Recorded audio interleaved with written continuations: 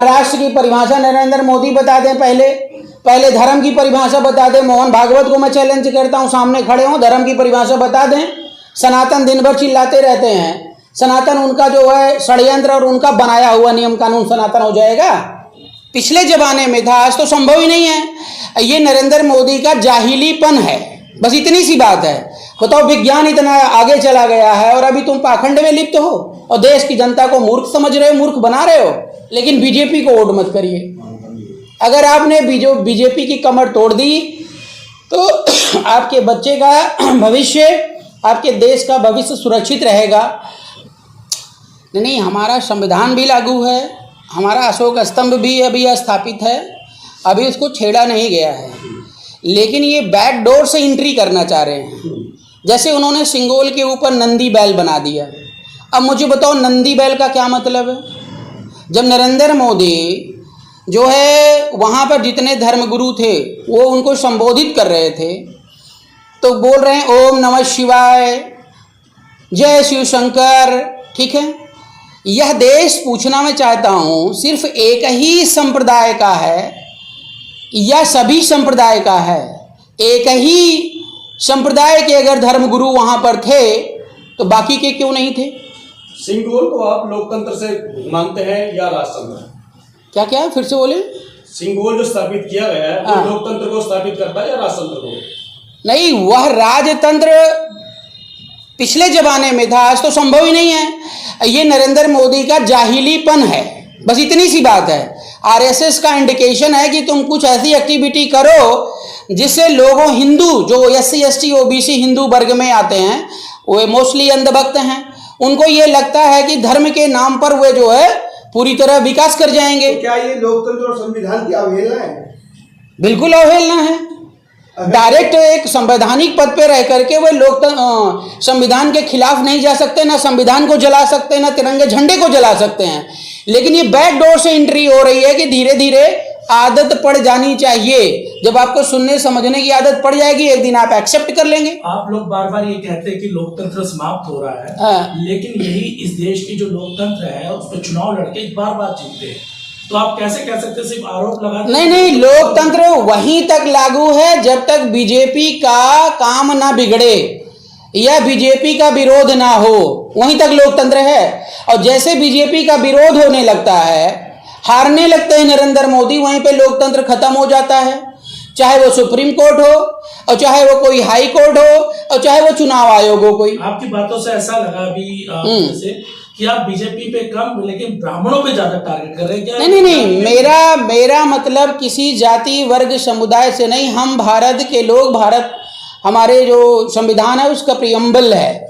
हम भारत के लोग, जिसको नागरिकता मिली है, हम उसको भारत देश का नागरिक समझते हैं, उसका सम्मान करते हैं। क्योंकि आपने अभी एक वर्ड कहा था कि आपने पीसी के अंदर आपने कहा कि एक विशेष वर्ग के लोगों को बैठाया जाएगा, बाकी के तो जो दुष्टता करेगा उसका नाम तो लिया जाएगा। आरपी मौर्य कल दुष्टता करेगा तो आरपी मौर्य को आप नहीं कहोगे? तो क्या पूरा समुदाय खराब हो सकता है? नहीं, मैं समुदाय की बात नहीं कर रहा हूं, हम उन षड्यंत्रकारियों की बात कर रहे हैं जो ये दिन रात देश को बेचना चाहते हैं, जिनको हम काले अंग्रेजों की संज्ञा दे रहे हैं। इस समय विपक्ष की कई सारी पार्टियां हैं जो ऑलरेडी संसद में, राज्यसभा में मौजूद हैं। बोल क्यों नहीं रहा? केवल आप नहीं, उसका रीजन है। मेरी बात आप समझिए, जब कोई पार्टी या कोई व्यक्ति स्वतंत्र रहेगा तो वो स्वतंत्र आवाज उठाएगा।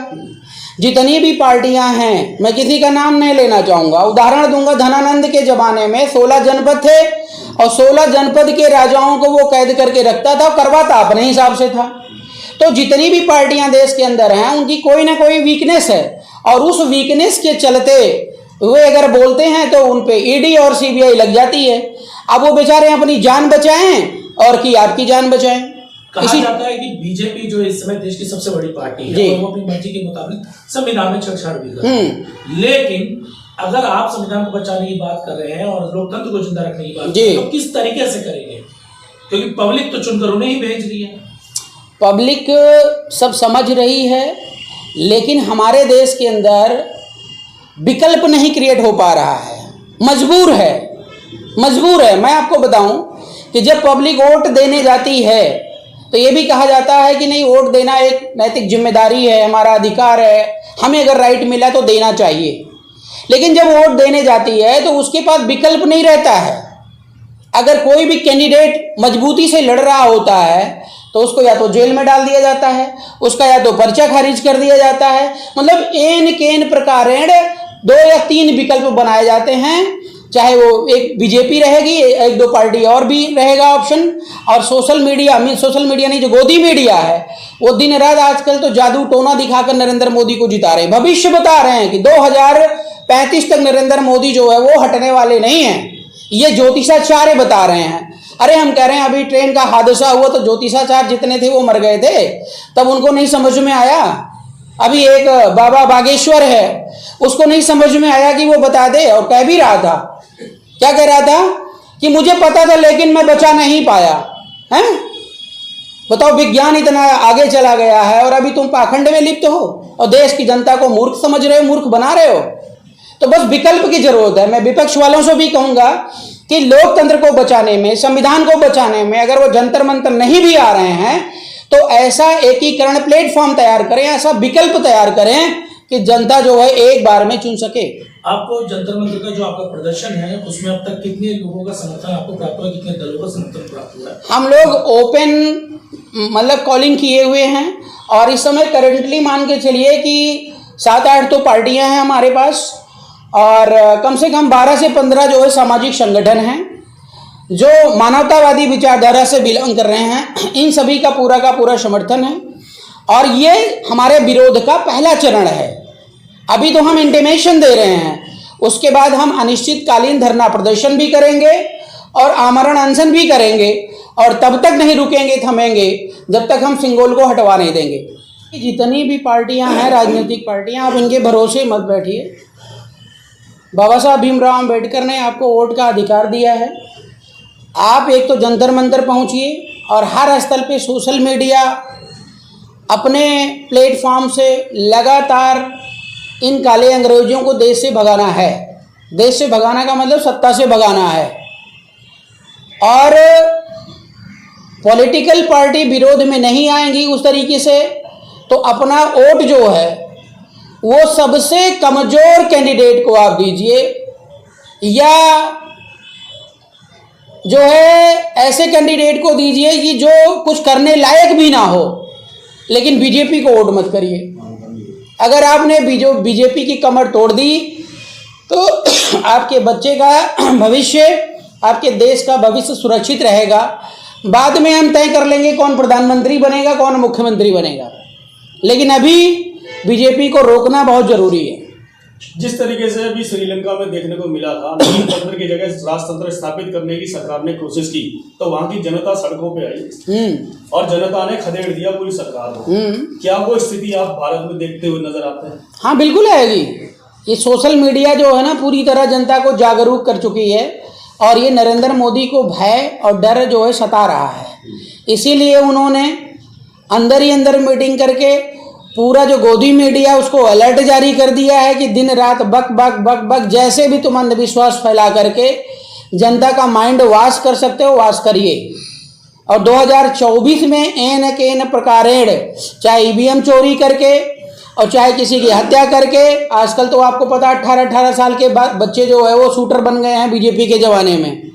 तो किसी को मार के चुनाव लड़ना आसान काम नहीं है। आज जगह जगह गुंडे बैठे हुए हैं और सब बीजेपी के संरक्षण में हैं, वो सुरक्षित हैं। लेकिन जो बीजेपी के खिलाफ हो जाता है वो गुंडा जो है वो 18 साल का बच्चा, उसको शूट कर दिया जाता है। बस यही कहानी है देश के अंदर। लेकिन आप कह रहे हैं कि गुंडों की पार्टी है, काले अंग्रेजों को बनाना है, लेकिन कहा जाता है कि बीजेपी तो राष्ट्रवादी पार्टी है। किसने कहा? राष्ट्र की परिभाषा नरेंद्र मोदी बता दें। पहले धर्म की परिभाषा बता दें। मोहन भागवत को मैं चैलेंज करता हूँ, सामने खड़े हों, धर्म की परिभाषा बता दें। सनातन दिन भर चिल्लाते रहते हैं, सनातन उनका जो है षड्यंत्र और उनका बनाया हुआ नियम कानून सनातन हो जाएगा? सनातन जो है वो किसी के कंट्रोल में नहीं रहता है। सनातन अनवरत सत्य रहता है। वो मानव द्वारा न निर्मित होता है और न मानव द्वारा बिगाड़ा जा सकता है। ये मोहन भागवत को नहीं पता तो उनको खैर सब कुछ है, लेकिन देश की जनता को बेवकूफ़ बनाते हैं और उसको वो कब्जे में रखते हैं। जो वास्तविक सत्य होता है उसको अपने पास ही रखते हैं, लेकिन सामने जो बताने वाला काम है वो कुछ उल्टा होता है।